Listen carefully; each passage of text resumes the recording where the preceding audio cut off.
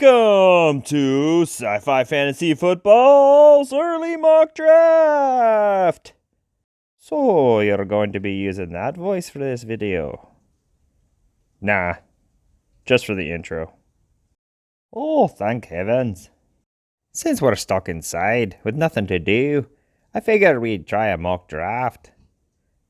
I'm going to be the one mock drafting.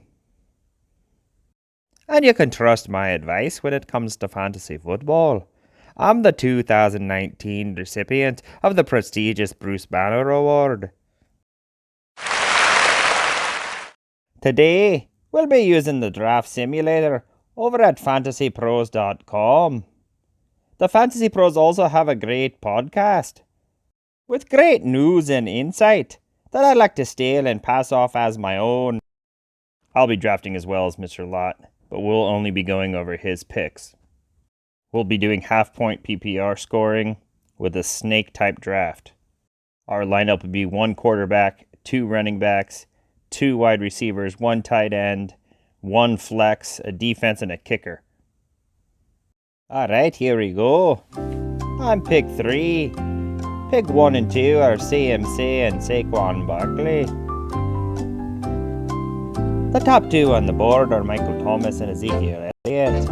My strategy is always in the first round, pick the top RB. So I'll be taking the ever reliable Ezekiel Elliott.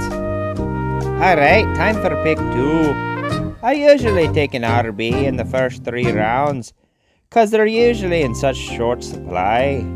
And as you can see, this year's no different.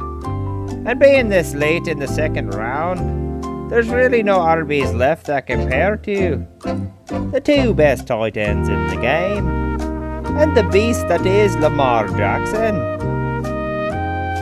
Picking a tight end second is a lot easier when it's George Kittle, my favourite player in the game, and my favourite 49er.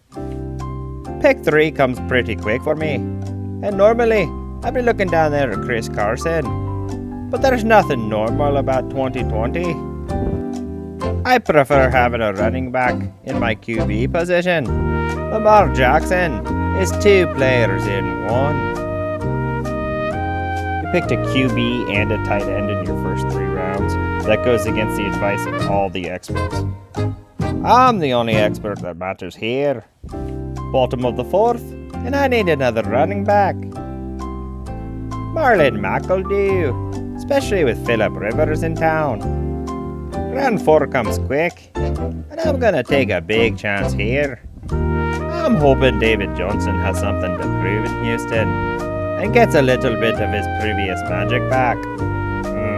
You sure about that? Oh no, but he's my RB3, so if it doesn't pan out, oh well. Pick 5. It's time to hunt down a wide receiver. And if the Redskins can acquire a decent QB, then Terry McLaurin should be an RB1. Quick turnaround for pick 5, and I'm looking for another wide receiver. Julian Edelman is there, but I can't trust him without Brady. And I'd love to reach down there for Deebo Samuels, but I think the safe bet is Michael Gallup. Amari Cooper will be covered all the time, which makes Michael Gallup a great wide receiver too. So far my team's looking pretty good, except for David Johnson, who's very risky. That's a fine looking team there you got, Mr. Lott.